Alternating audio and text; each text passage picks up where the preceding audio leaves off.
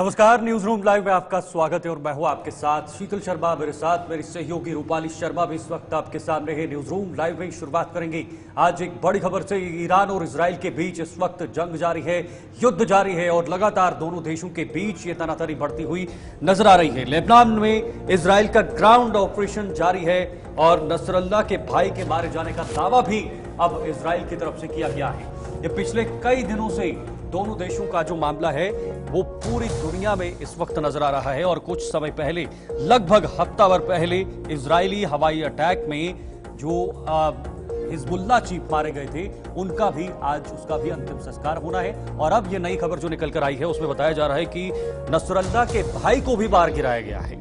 Beirut में ठिकाने पर ये इजरायली हमले की बात हो रही है और इसमें ईरान और इजराइल का ये जो मसला है ये बढ़ रहा है प्रतिदिन। इसमें कोई ना कोई नई अपडेट निकलकर सामने आ रही है और आज फिर से ये कहा जा रहा है कि हिजबुल्लाह का जो चीफ मारा गया था उसके भाई को भी मार गिराया गया। बिल्कुल, इसी के साथ ईरान और इजराइल की अगर बात की जाए तो साफ तौर पर ये जंग का आगाज जो है होता हुआ नजर आ रहा है, जहां पर कुछ दिन पहले ये देखने को मिला कि ईरान ने इजराइल पर हमला किया और 180 बैलिस्टिक मिसाइलों से हमला किया गया था। फिलहाल नसरल्लाह की मौत के बाद आपको बता दें कि ये ईरान ने हमला किया इजराइल पर और साफ तौर पर इस हमले के बाद आपको बता दें कि ईरान और हिजबुल्लाह दोनों जो है जश्न मनाते हुए भी नजर आए थे।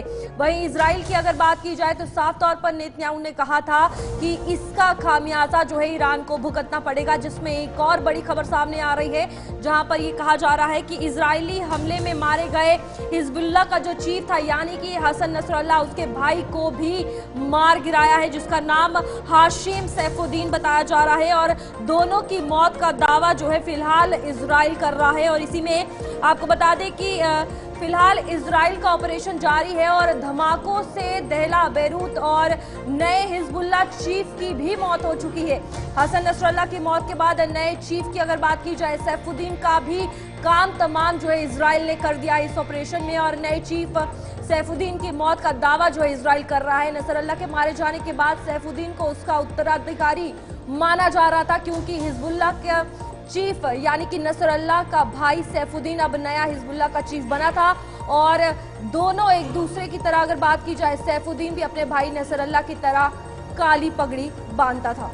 बिल्कुल, देखिए अमेरिका ने उसे 2017 में आतंकवादी घोषित किया था और उसके बाद अब मार गिराया गया है। यह आतंकवादी घोषित था अमेरिका की तरफ से। वह हिजबुल्लाह के राजनीतिक मामलों को देखता था, करीब से देखता था, यानी उत्तराधिकारी माना जा रहा था और अब उसे नया चीफ बनाने की चर्चाएं तेज हो गई थी।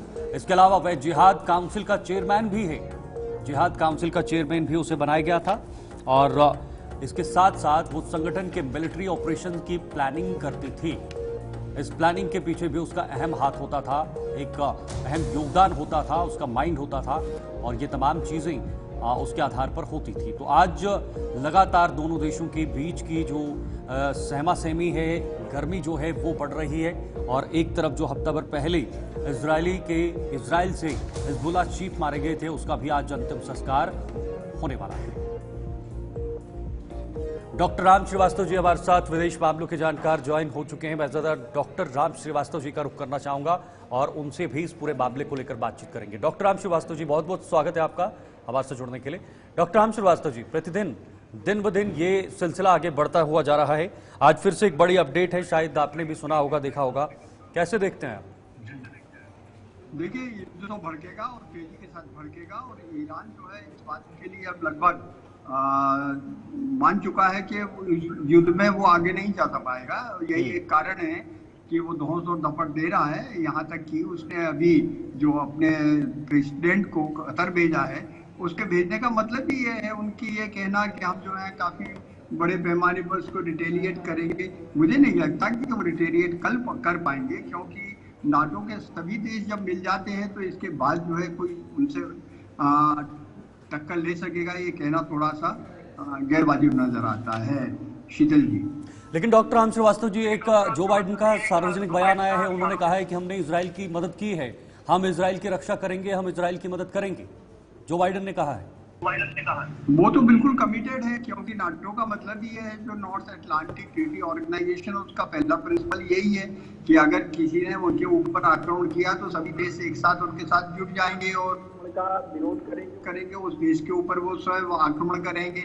तो रहा सवाल ये कि ये तो उनकी एक यूं मान के चलिए कि क्लासिकल मजबूरी है कि उनको इजराइल की रक्षा करने के लिए मैदान में उतरना पड़ेगा। रहा सवाल ये कि उन्होंने एक चीज और कही है कि हमने इजराइल को ये कहा है कि वो ईरान के परमाणु संयंत्रों पर हमला ना करें, जो कि एक चिंताजनक चीज है। उसके पीछे जो कारण है वो ये है कि अगर परमाणु संयंत्रों पर उन्होंने हमला किया और परमाणु संयंत्र में से जो संवर्धित वहां पर वो रखा हुआ है यूरेनियम, उसमें विस्फोट हो गया तो चेरनोबिल जैसी दुर्घटना हो सकती है, इसीलिए उन्होंने उसको मना किया है। लेकिन डॉक्टर राम, इसी में अगर हम बात की जाए ईरान की, तो साफ तौर पर एक तरफ ईरान और हिजबुल्लाह जो है जश्न मनाते हुए नजर आ रहे हैं इजराइल पर जब हमला किया गया।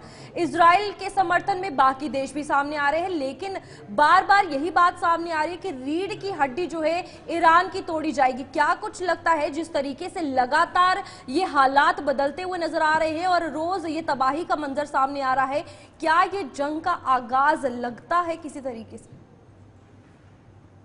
जश्न मनाने का सवाल है तो वो जश्न जो है, जो कट्टरपंथी, अंधविश्वास और वास्तविकता से अनभिज्ञ लोग जो हैं वो कोई दुनिया में दूसरी जगह नहीं है, हमारे यहाँ भी मौजूद है। कश्मीर में भी कुछ लोगों ने जश्न मनाया था और नसरुल्लाह के मरने के बाद उन्होंने शोक भी जाहिर किया था, हैदराबाद में भी किया था। तो ये तो एक ऐसी चीज है जो धर्म के आड़ में लेकर जो अपनी राजनीतिक गोटियां खेलते हैं वो होता रहता है। और यही एक कारण है, पाकिस्तान में तो इतना उछल कूद हो रहा है मानो कि जैसा कि कोई बहुत बड़ा अचीवमेंट हो गया। ईरान ने वहां पर रॉकेट किया था आगे, सबसे ज्यादा खुशी अगर हो रही है इतनी ईरान को भी नहीं हो रही होगी, उनको तो बल्कि चिंता है कि वहां पर रिटेलिएट जो होगा तब कैसे बचेंगे। रीढ़ की हड्डी जो कही जाती है, उनकी रीढ़ की हड्डी सिर्फ दो है। पहली तो ये है कि उनके जो परमाणु संयंत्र हैं वहाँ एंडिस यूरेनियम है, वो है, क्योंकि वो लगभग उस स्टेज पर पहुंच चुके हैं जहाँ की एटम बम बनाया जा सकता है और ये टेक्नोलॉजी पाकिस्तान ने दी थी। और रहा सवाल ये कि दूसरा जो है उनका जो सबसे महत्वपूर्ण टारगेट है वो है ऑयल रिफाइनरी, जो 5 और 6 जगह पर खास हैं जिससे कि मैक्सिमम उनका ऑयल निकलता है, जो उसकी सबसे बड़ी धन संपत्ति है या ताकत है ईरान की, वही है। और यही एक कारण है कि अगर ये युद्ध भड़का और रिफाइनरीज पर हमला हुआ और अगर उस पर और सख्त प्रतिबंध लगा दिए गए तो उसका असर किन किन देशों पर पड़ेगा? भारत पे पड़ेगा। भारत के संबंध आज की तारीख में ईरान से काफी कुछ तेल खरीद रहे हैं और यही एक कारण है कि आज जो है हमारे प्रधानमंत्री ने कैबिनेट की इमरजेंसी मीटिंग बुलाई, उसमें सभी अधिकारी थे वो मौजूद थे और ये सोचा जा रहा था कि अगर ये युद्ध भड़का तो आगे हमको क्या क्या परेशानी होगी, उनसे कैसे निजात पाया जाएगा। डॉक्टर राम श्रीवास्तव जी, एक बात आपसे मैं जरूर समझना चाहूंगा और पहले भी हम कई बार जिक्र कर चुके हैं, अंतर्राष्ट्रीय स्तर पर जब भी दो देश आपस में लड़ते हैं या उनके बीच कोई इस तरह की स्थिति उत्पन्न होती है या कोई भी चीज होती है तो भारत का दखल जरूर रहता है। यानी भारत सकारात्मक तरीके से इन दोनों देशों के बीच कहीं ना कहीं आता ही है। जो अभी इजराइल और ईरान के बीच ये लगातार तनातनी बनी हुई है, इसमें भारत का रोल मैंने आपसे कल भी शायद पूछा था, लेकिन मैं जरा ये संक्षेप में जानना चाहूंगा कि भारत का क्या रोल रहेगा। आपने कहा कि दोनों देशों के बीच हमारे संपर्क ठीक हैं, हमारे संबंध ठीक हैं, व्यापारिक संबंध भी ठीक हैं, क्या उससे नुकसान उठाना पड़ सकता है भारत को, चाहे किसी भी देश का नुकसान हो? नुकसान दो तरह का होता है, एक तो तात्कालिक होता है और एक दूरगामी होता है। तात्कालिक जो नुकसान होता है वो ये होता है कि तेल की सप्लाई अगर बंद हो जाएगी तो हम अपने देश की आवश्यकताओं की पूर्ति कहाँ से करेंगे, उसके वैकल्पिक हमारे पास क्या क्या विकल्प मौजूद है उनको हमको एक्सट्रैक्ट करना पड़ेगा। और दूरगामी प्रभावों में ये होता है कि हमारी विदेश नीति पर इसका क्या असर होगा और हमको बड़े फूंक फूंक कर चलना पड़ रही है। और आज की तारीख में हमारे विदेश नीति जो है बिल्कुल जिस तरह से राजस्थान में जो है रस्सी के ऊपर नट जो है एक डंडा लेकर बैलेंस करके चलते हैं, उसी तरह हमारी विदेश नीति आज की तारीख में चल रही है। हम रूस को भी संभाले हुए हैं, अमेरिका को भी संभाले हुए हैं, क्वाड के भी हम सदस्य हैं, चीन से भी वो आंखें बुर्राता है तो उसकी तरफ भी हम टक्कर देख रहे हैं। न केवल इतना, पाकिस्तान को तो हम अगर आज की तारीख में फूंक मार दिया जाए तो वो हिलने लगता है। लेकिन जो एक खानदानी दुश्मनी पाकिस्तान ने अनावश्यक रूप से पाल रखी है और उसका जो फैलाव उसने देखिए ना, वहां पर बांग्लादेश में भी उसने हस्तक्षेप किया हमारे विरुद्ध। अब वो कोशिश क्या हो रही है कि जो उनका गजवा हिंद का पुराना फार्मूला, घिसा पिटा जंग लगा हुआ आदमी समय में इसका कोई मायने नहीं है, उसको वो आगे प्रमोट करना चाहे थे किनके थ्रू, मुल्ला मौलवियों के थ्रू, स्लीपिंग सेल्स के थ्रू। तो ये जो एक चीज है ये हमारे देश के लिए एक कैंसरस ग्रोथ जैसी है, जिसको जड़ से हमको मिटाना पड़ेगा, भाईचारा पैदा करना पड़ेगा। हिंदू मुस्लिम का जो भेद जो लोगों ने बना रखा अनावश्यक रूप से राजनीतिक पार्टियों ने अपनी गोटियां सेकने के लिए, उसको दूर करना पड़ेगा। और इसका उदाहरण उनको इजराइल से लेना पड़ेगा।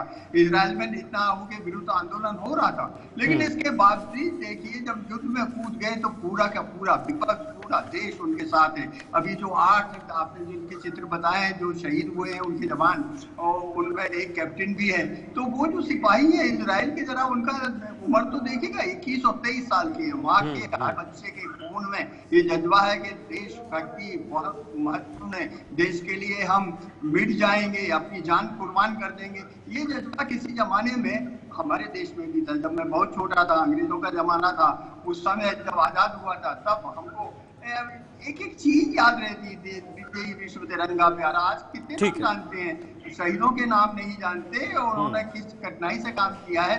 बस अपनी राजनीति ज्यादा वोट आ जाए, कुर्सी पर बैठे, ज्यादा काला धन कमाए, विदेशों में संपत्ति अर्जित करें, इसमें उसमें लगे हैं। तो आज तो आवश्यकता हमारे यहाँ इजराइल से और दूसरे देशों से ये सीखने की है कि किस तरह से देश में जो राष्ट्रभक्ति भरी जाती है, देश प्रेम भरा जाता है, भाईचारा भरा जाता है, उसका हम क्या करें, वो सबसे बड़ी समस्या। वो समस्या हल हो जाए तो भारत जो है, अब आप तो कह रहे हैं 2047 में विश्व में नंबर 1 बनेगा। मैं कहता हूँ 10 साल के भीतर नंबर 1 आ सकता है। आर्थिक रूप से हम इतने सशक्त, हमारा विकास की गति में जो रोड़ा आने वाले हैं उनको समझाना बहुत आवश्यक है। और इजराइल का तो आप ये मान के चलिए, इजराइल रिटेलिएट करेगा, जरूर करेगा। जो बाइडेन साहब ने कहा है ऐसा मत करना, लेकिन आप भी जानते हैं घर में अगर शैतान बच्चा होता है, उसको डॉक्टर साहब ये काम नहीं करना तो एक बात जरूर करता है। ठीक है, बहुत बहुत शुक्रिया आपका डॉक्टर साहब जी, शुक्रिया आपका ये तमाम जानकारी के लिए और हमारे साथ जुड़ने के लिए, ये समय देने के लिए। डॉक्टर राम श्रीवास्तव जी विदेश मामलों के जानकार हमारे साथ जुड़े हुए थे। दोनों देशों के बीच संबंध हालांकि भारत के ठीक बताए जा रहे हैं, लेकिन अब भारत का कदम क्या होगा, कूटनीतिक लेवल पे किस तरह का पड़ाव आगे भारत की तरफ से लिया जाएगा, उठाया जाएगा, और इसका अंजाम आने वाले दिनों में क्या होगा। अब जरा आगे बढ़ेंगे। अब बात होगी राजधानी दिल्ली की, जहां पर इस्तीफा देने के बाद अरविंद केजरीवाल अब अपने आवास यानी सीएम आवास में नहीं रहेंगे, वो अपना आवास छोड़ देंगे और नए घर में चले जाएंगे। अरविंद केजरीवाल आज अपना सीएम आवास खाली कर रहे हैं, आप सांसद के घर में शिफ्ट होंगे और वहीं पर आज के बाद अपना जीवन गुजर बसर करेंगे चुनाव तक। और जब चुनाव होंगे तो उसके बाद क्या नई स्थिति बनेगी वो आने वाला वक्त बताएगा। मनीष सिसोदिया भी अपना घर आज खाली कर रहे हैं, क्योंकि जब अरविंद केजरीवाल ने इस्तीफा दिया था तो उस समय उन्होंने साफ किया था कि मनीष सिसोदिया और मैं फिलहाल पद से दूर रहेंगे अगले चुनाव तक, जब दिल्ली के अंदर चुनाव होंगे।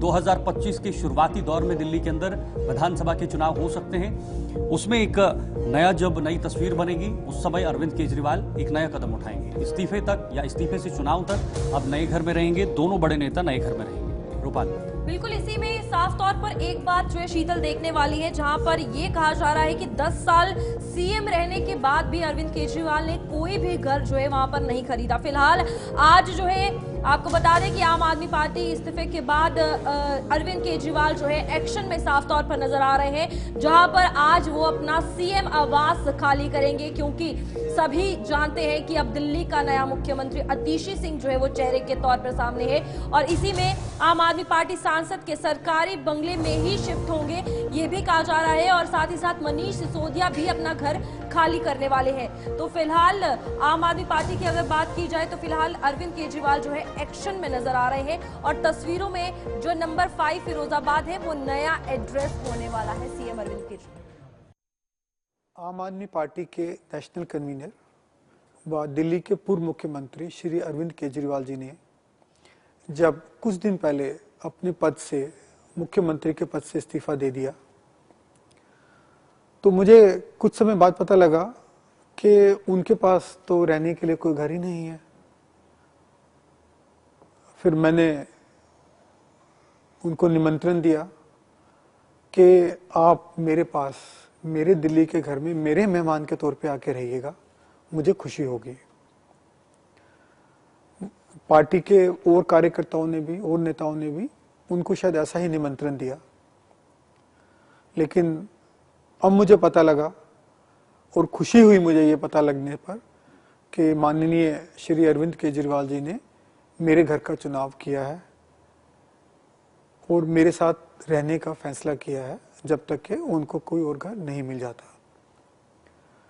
तो मैं आम आदमी पार्टी के कार्यकर्ता के तौर पे और सांसद के तौर पे ये मेरे लिए एक खुशी का मौका है कि वो मेरे साथ आके रहेंगे और मुझे उनसे सीखने का बहुत मौका मिलेगा। और मैं उम्मीद करता हूँ कि आने वाले चुनाव में जो दिल्ली के चुनाव होंगे जनता उनको भरपूर समर्थन देगी जैसे पहले देती रही है और वो दोबारा पूरे बहुमत से दिल्ली के मुख्यमंत्री की कुर्सी संभालेंगे। तो मनीष सिसोदिया भी आज अपना घर खाली करेंगे क्योंकि डिप्टी सीएम जब वो दिल्ली के बने थे उन्हें भी घर दिया गया था, आवास दिया गया था और अरविंद केजरीवाल को भी सीएम आवास मिला था। लेकिन जब उन्होंने इस्तीफा दे दिया क्योंकि तिहाड़ जेल में काफी देर तक रहे थे, उसके बाद तिहाड़ जेल से अंतरिम जमानत पर बाहर आए और जमानत पर बाहर आने के बाद तुरंत उन्होंने अपने पद से इस्तीफा दे दिया क्योंकि सुप्रीम कोर्ट ने जब उन्हें जमानत दी थी तो जमानत के दौरान कई सारी शर्तें भी उनके सामने थी और उन शर्तों के घेरे में आकर अरविंद केजरीवाल आने वाले समय में दिल्ली के अंदर कोई बड़ा काम नहीं कर सकते थे क्योंकि वो जो सीएम कार्यालय होता है वहां पर नहीं जा सकते थे, फाइलों पर साइन नहीं कर सकते थे। जब वो घेरा उनके आसपास से घिरता हुआ नजर आया तो उन्होंने इस पद से इस्तीफा दिया और आने वाले समय तक आतिशी को मुख्यमंत्री बनाया है।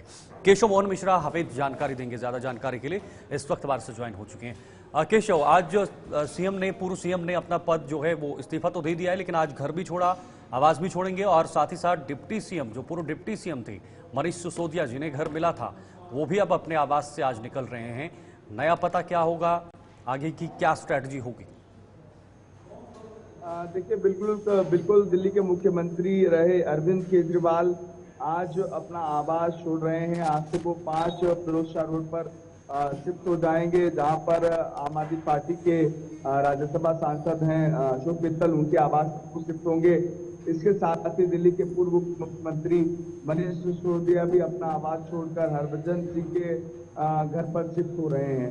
अरविंद केजरीवाल और मनीष सिसोदिया अपने सांसदों के निमंत्रण पर उनके आवास पर शिफ्ट होते हुए दिखाई दे रहे हैं। अरविंद केजरीवाल नई दिल्ली लोकसभा से विधायक हैं, ऐसे में ये जो आवास है ये नई दिल्ली लोकसभा के अंतर्गत आता है। तो स्वाभाविक सी बात है कि अरविंद केजरीवाल अपने विधानसभा क्षेत्र में रहकर स्थानीय जनता के बीच भी पहुंच सकेंगे क्योंकि विधानसभा चुनाव बहुत नजदीक है। अब से कुछ देर के बाद अरविंद केजरीवाल अपना आवास खाली करते हुए दिखाई देंगे। बिल्कुल केशव, इसी के साथ ये भी देखने वाली बात है कि जब अंतरिम जमानत के बाद केजरीवाल बाहर आए थे तो उन्होंने ये भी कहा कि उन पर ये इस्तीफे का कोई दबाव नहीं है, अपने निजी मामलों के और निजी कारणों के तहत ये इस्तीफा दे रहे हैं। और उसके बाद जिस तरीके से हमेशा वो राजनीति में सामने आए हैं कि मैं ईमानदार हूँ, मुझे वोट दो, तो क्या कुछ लगता है अब आगे किस तरीके से उनकी स्ट्रैटेजी रहेगी और किस तरीके से वो पब्लिक में जाकर काम कर सकते हैं? देखिए, अरविंद केजरीवाल ने जेल में इस्तीफा नहीं दिया। जेल से बाहर आने के बाद उन्होंने इस्तीफा दिया। ये आम आदमी पार्टी का बड़ा दांव था, लेकिन आगे आम आदमी पार्टी की क्या रणनीति रहेगी, विधानसभा चुनाव सर पर है, तो आगे किस तरीके से आम आदमी पार्टी ग्राउंड में तैयारी करेगी। आम आदमी पार्टी कह रही है कि अरविंद केजरीवाल जनता की अदालत में जाएंगे और लगातार जनता के तमाम मुद्दों पर बात करेंगे और आने वाले समय में दिल्ली की जनता इस बात का फैसला करेगी कि अरविंद केजरीवाल ईमानदार हैं या बेईमान है। अगर अरविंद केजरीवाल को दिल्ली की जनता वोट देगी तभी अगली बार दिल्ली के मुख्यमंत्री के तौर पर अरविंद केजरीवाल दिल्ली की कुर्सी पर बैठते हुए नजर आएंगे। चलिए, बहुत बहुत शुक्रिया आपका केशव, तमाम जानकारी के लिए। केशव वारसद बने हुए थे और जानकारी दे रहे थे कि अरविंद केजरीवाल की अब नई स्ट्रैटेजी क्या होगी, उनकी नई रणनीति क्या होगी। कट्टर ईमानदार की छवि उन्होंने जो दिल्ली के अंदर बनाई थी, उस कट्टर ईमानदारी पर शराब का दाग लग गया और शराब घोटाले के दाग के बाद वो कई दिनों तक तिहाड़ जेल में रहे। तिहाड़ जेल से बाहर आने के बाद अब उस दाग को मिटाने के लिए ये सर्फ एक्सेल का काम जरूर करेंगे, लेकिन इसकी मोहर दिल्ली की जनता लगाएगी आने वाले समय में जब चुनाव होंगे। चलिए आगे बढ़ेंगे, अब जरा अगली खबर पर इस वक्त नजर डालेंगे। एक बड़ी खबर है हरियाणा से। हरियाणा विधानसभा चुनावों को लेकर अगर बात की जाए तो कल मतदान है और सभी 90 सीटों पर सुबह 7 बजे से मतदान होगा। और आपको बता दें कि सुरक्षा व्यवस्था को लेकर पूरे पुख्ता इंतजाम किए गए हैं और फिलहाल आपको बता दें कि 20,632 मतदान केंद्र पूरे हरियाणा विधानसभा में बनाए गए हैं और कल 5 अक्टूबर को यहां पर मतदान होना है। और 8 को एक तरफ हरियाणा के नतीजे तो दूसरी तरफ जम्मू कश्मीर के नतीजे सामने आएंगे और देखना यह है कि किस पे या मुख्यमंत्री की ये तख्तो ताज की टोपी जो है वो सजेगी। फिलहाल कल जो है हरियाणा में जोश पूरे तरीके से देखने को मिलेगा, जहां पर अगर बात की जाए वोटर्स की तो बाहर आएंगे सुबह 7 बजे से ही अपना मतदान देने, जिसको लेकर पूरी सुरक्षा व्यवस्था पोलिंग स्टेशन पर अगर एजेंट्स की बात की जाए तो सभी तैयारियां पूरी कर ली गई हैं। और फिलहाल आपको बता दें कि प्रधानमंत्री नरेंद्र मोदी ने भी ये कहा है कि मुझे पक्का विश्वास है हरियाणा के लोग भारतीय जनता पार्टी को वोट देंगे। तो आप साफ तौर पर देखिए कि किस तरीके से सभी सियासी दलों की अगर बात की जाए तो ताबड़तोड़ रैलियां, धुआंधार रैलियां हरियाणा में की जा रही थी और एक के बाद एक बड़े लीडर्स वहां पर पहुंच रहे थे। तो फिलहाल कुछ बड़ी अपडेट चुनाव से जुड़कर सामने आ रही है, जहां पर आपको बता दें कि कुल 20,632 मतदान केंद्र बनाए गए हैं और फरीदाबाद सीट पर सबसे ज्यादा यानी कि 1,650 केंद्र बनाए गए हैं। बिल्कुल, सबसे कम डबवाली विधानसभा सीट पर 400 केंद्र बनाए गए हैं जहां पर लोग मतदान करने जाएंगे और सबसे कम संख्या डबवाली क्षेत्र में होंगी, विधानसभा क्षेत्र में होंगी। मतदान के लिए रिजर्व ईवीएम सहित कुल 27,866 ईवीएम बैलेट यूनिट का उपयोग होना है। कल चुनाव होने हैं, सुबह 7 बजे से चुनावी प्रक्रिया शुरू होगी और इसमें तमाम तरह की तैयारियां हो गई हैं और अभी भी कुछ तैयारियां जो रही हैं वो भी चल रही हैं। 68,88,90,000 रुपए की नकदी भी इन चुनावों से पहले जब्त किए गए हैं। देखिए, बहुत बड़ी रकम को जब्त किया गया है और इससे अंदाजा लगाया जा सकता है कि इन चुनावों के मध्य में किस तरह से पैसे का उपयोग भी या पैसे का बल भी इन चुनावों को जीतने के लिए लगाया जाता है। हालांकि ये दावा जरूर किया जा रहा है कि कई मात्रा में पैसा बरामद किया गया है और सामग्री भी बरामद की है। इन चुनाव से पहले जो आम लोगों के बीच बांटी जा रही थी, लोगों के लोक लुभावन के लिए इन चीजों का इस्तेमाल किया जाता था, लेकिन इसे जब्त किया गया है। हरियाणा विधानसभा चुनाव के लिए कल मतदान है, सुबह से मतदान शुरू होगा और खास बात यह है कि एक ही दिन के अंदर पूरे दिन का मतदान संपन्न हो जाएगा। बिल्कुल, इसी के साथ अगर सुरक्षा व्यवस्था को लेकर बात की जाए तो आपको बता दें कि फिलहाल 11 अर्धसैनिक बलों की टुकड़ियां जो है कंपनियां वहां पर तैनात की गई हैं और पूरे तरीके से बॉर्डर एरियाज की भी अगर बात की जाए तो वहां पर भी सुरक्षा है। इसी के साथ अमेठी से बड़ी खबर सामने आ रही है, जहां पर आपको बता दें अमेठी हत्याकांड को लेकर सियासी बवाल जो है वो मच चुका है और घटना को लेकर विपक्ष बीजेपी पर हमलावर है। मायावती ने मामले को लेकर सरकार को घेरा है और अमेठी हत्याकांड पर गहरा दुख जताते हुए मायावती नजर आई है, जहां पर आपको बता दें कि साफ तौर पर कहा है कि पुलिसकर्मी और दोषियों पर कड़ी कार्रवाई जो है वो की जाए और अमेठी दलित शिक्षक और उनके पूरे परिवार का ये हत्या का मामला है, जिसमें अब भारतीय जनता पार्टी का घेराव ममता बनर्जी जो है वो करती हुई नजर आ रही है। बिल्कुल, देखिए, ये दलित परिवार का मामला है। दलित परिवार की हत्या की गई थी जिसमें कई लोगों को मारा गया था और उसके बाद सियासी बवाल भी अब देखने को मिल रहा है और इस सियासत को आगे बढ़ाने के लिए अब मायावती भी खुद सामने आ चुकी हैं, जो दलितों के एक प्रमुख चेहरा है। मायावती ने क्या कुछ कहा है? यूपी के अमेठी जिले में एक दलित परिवार के 4 लोगों के एक साथ की गई निर्मम हत्या की घटना अति दुखद व चिंताजनक है। सरकार दोषियों व वहां के पुलिसकर्मियों के खिलाफ भी सख्त कदम उठाए ताकि अपराधी बेखौफ डर रहे। उन्होंने भी सरकार से मांग की है जल्द से जल्द इस पर कदम उठाया जाना चाहिए। योगी आदित्यनाथ मुख्यमंत्री, जिन्होंने पिछले कुछ सालों में जीरो टॉलरेंस की नीति के तहत काम किया है, उसको लेकर उन्होंने क्या कुछ कहा है? अमेठी में हुई घटना घोर निंदनीय और अक्षम्य है। मेरी संवेदनाएं शोक संतप्त परिजनों के साथ है। दुख की इस घड़ी में यूपी सरकार पीड़ित परिवार के साथ खड़ी है।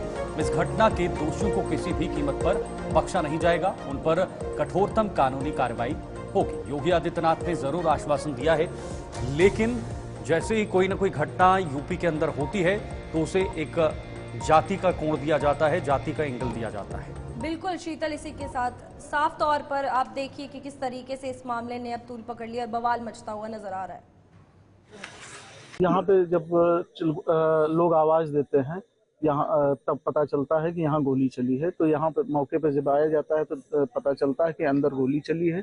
जब अंदर प्रशासन के अधिकारी पुलिस जाती है, उनके साथ सब लोग जाते हैं तो देखते हैं अंदर 4 लाशें पड़ी रहती है, जिसमें मास्टर साहब और उनकी पत्नी और 2 बच्चियां। पुलिस यहाँ पे कितनी दूर पे उस समय 100 मीटर पे। उसके बाद भी किसी को कोई नहीं, आरती चल रही थी, आवाज नहीं सुनाई दे रहा था लाउड स्पीकर से। बहुत अच्छा था। उन्होंने कभी कोई दुश्मनी की नहीं, कोई यहाँ पर कोई वो नहीं है, 21 से यहाँ रह रहे हैं। प्रधान जी द्वारा अवगत कराया गया। मैं घर में था जो है, तो मैं जो है कि सूचना पर हॉस्पिटल गया तो वहाँ तफसील था जो। आपके साथ वो कितने दिन से ये मार्च 21 से हमारे साथ में थे जो है। किस तरह का उनका व्यवहार अच्छा था, वो सीधे साधे आदमी थे जो है। कभी किसी के ऊपर उन्होंने कभी कोई ब्लेम नहीं किसी तरह का।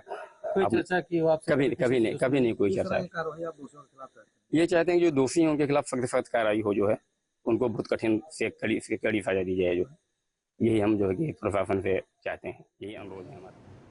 तो आपने सुना कि किस तरीके से फिलहाल पुलिस कर्मियों और दोषियों को लेकर कड़ी कार्रवाई की मांग जो है की जा रही है। और ये दलित परिवार के हत्याकांड का मामला है, जहां पर आपको बता दें कि सभी के शरीर से कुल 7 गोलियां जो है निकाली गई थी। और फिलहाल इसी पे अधिक जानकारी लेंगे, हमारे साथ अमेठी से हमारे संवाददाता कुलदीप जुड़ चुके हैं। कुलदीप, बताइएगा फिलहाल कार्रवाई के दौरान क्या कुछ बातें निकलकर सामने आ रही, क्योंकि यहाँ पर पुलिस कर्मियों के साथ साथ दोषियों को दोनों को जो है कड़ी कार्रवाई की मांग की जा रही है। जी बिल्कुल, बात की जाए तो अमेठी में हुए एक ही परिवार के 4 लोगों की गोली सियासी यूपी में सियासी क्षेत्र भी पूरा घटनाक्रम दिखाई दे रहा है। विपक्ष जो है लगातार ये पूरे मामले को लेकर सरकार को घेर रहा है, कानून व्यवस्था को लेकर जो है सवाल खड़े कर रहा है। तो वहीं खुद सूबे के मुखिया योगी आदित्यनाथ ने जो है आगे आकर इस पूरे मामले को संज्ञान लिया है और दोषियों पे कड़ी कार्रवाई करने का निर्देश जो है आला अधिकारियों को दिया है। और घटना के बाद देखा जाए तो जनपद और मंडल के अलावा जो है प्रदेश से भी पुलिस विभाग के कई आला अधिकारी जो है यहाँ पे घटनास्थल पर पहुंचते हैं। और इस पूरे घटना के खुलासा को लेकर एएसपी डीके शाही को जो है कमान सौंपी गई है, जिन्होंने सुल्तानपुर डकैती में मंगेश यादव का इनकाउंटर किया था। तो जाहिर सी बात है कानूनी कार्रवाई सख्त करने के जिस तरह से निर्देश दिए हैं, लेकिन पुलिस अभी तक हत्यारे तक नहीं पहुंची है। पुलिस ने मृतक के पिता की तहरीर पर चंदन वर्मा के नाम नामजद मुकदमा दर्ज किया है। जिस तरह से जब भी इस तरीके के कोई मामले सामने आते हैं और ये देखा जाता है कि कानूनी व्यवस्था में और कार्रवाई में लापरवाही होती है, तो साफ तौर पर बात है कि ऐसे मामलों पर सियासत जो है वो गरमाती है और राजनीति जो है जितने भी तमाम सियासी दल है रोटी सेकते हुए हमेशा नजर आते हैं। इसी में अब भारतीय जनता पार्टी पर जिस तरीके से विपक्ष ने घेराव किया है, भारतीय जनता पार्टी का क्या कुछ कहना है और इन बयानों के बाद आगे किस तरीके से कार्रवाई देखी गई है, क्या कुछ बदलाव हुआ है या वही मांग इंसाफ की और कार्रवाई की अभी भी की जा रही है? बिल्कुल, बात की जाए तो जिस तरह से ये पूरी घटना हुई है, सरकार लगातार जो है इस पूरे मामले में कठोर कार्रवाई का आश्वासन और अधिकारियों को निर्देश देते हुई और पीड़ित परिवार का हर संभव मदद करने का जो है आदेश देती हुई नजर आ रही है। लेकिन अभी तक हत्यारे पकड़ से दूर है और जो पूरी घटना हुई है, घर में घुसकर गोली बरसाई गई है और वहाँ मौके से 9 खोखे बरामद हुए हैं। तो जाहिर सी बात है कई राउंड वहाँ पे फायर हुआ है और जो पीएम रिपोर्ट में निकला है उसमें भी मृतका के शरीर से 2 और जो उसके पति टीचर थे उनके शरीर से 1 बुलेट जो है बरामद हुआ है और दोनों बच्चों को भी गोली लगने के बाद पार कर गई है। तो जाहिर सी बात है चारों लोगों की मौत गोली लगने से हुई है और 9 खोखे बरामद हुए हैं। तो फायर का अनुमान इससे भी अधिक बड़ा सवाल ये उठता है कि जब कोई घटना होती है तो वो घटना होती है, अपराध होता है तो अपराध होता है, जब कोई गुनहगार होता है तो वो गुनहगार होता है। लेकिन उत्तर प्रदेश के अंदर जब इस तरह की घटनाएं होती है तो उसको जातियों के साथ जोड़ा जाता है। यादव का कोई मारा जाता है तो यादव सामने निकल कर कटाक्ष करते हैं दूसरे समुदायों पर, या जैसे दलितों के कोई लोग मारे गए तो दलित जो है वो लोग आवाज उठाते हैं किसी ऑपोजिशन जो बाकी समुदाय हैं उनके ऊपर। ये इस तरह से जो बंटाधार है या जो जातियों में अपराधों को बांटना है, ये कब तक चलेगा? एक सुर में जो जीरो टॉलरेंस की नीति योगी सरकार द्वारा की जा रही थी, जो बताई जा रही थी कि इस नीति पर हम काम करेंगे, क्या उस पर नहीं काम किया जा रहा है? मात्र जातियों के आधार पर इन घटनाओं को बांटा जा रहा है, और ये कब तक? बात की जाए तो अमेठी ही नहीं पूरे प्रदेश में अगर बात की जाए तो जातीय समीकरण को हवा देते हुए राजनीतिक जनप्रतिनिधि लगातार नजर आते हैं और हर एक मुद्दे को जातीय समीकरण से ही देखकर बनाया जाता है। और इसमें अगर दलित के साथ घटना हुई है, दलित परिवार मारा गया है और हत्यारे फरार हुए, तो जाहिर सी बात है कि विपक्ष इसको लेकर और ज्यादा जो है मुखर है, हमलावर है प्रशासन पर। और जब तक अभी कोई ठोस कार्रवाई पुलिस की तरफ से हत्यारों के खिलाफ नहीं की जाती है, जब तक उनकी गिरफ्तारी या कोई अन्य बड़ी कार्रवाई नहीं की जाती है, तो जाहिर सी बात है विपक्ष के पास मौके ज्यादा है और वो उसको भुनाने के लिए लगातार इस पूरे मामले को जातीय रंग देता हुआ भी नजर आ रहा है। शुक्रिया कुलदीप आपका बहुत बहुत ये तमाम जानकारी के लिए। कुलदीप हमारे साथ बने हुए थे जिन्होंने जानकारी दी कि किस तरह से पूरी घटना हुई और इस घटना को लेकर अब जो बवाल है वो भी नजर आ रहा है। बवाल के बीच सरकार का क्या कदम होगा, रवैया क्या होगा उन अपराधियों के साथ और किस तरह से उन पर कार्रवाई होगी, ये आने वाला वक्त बताएगा। वक्त एक ब्रेक का है, आप कहीं नहीं जाइएगा, फौरन लौटते हैं।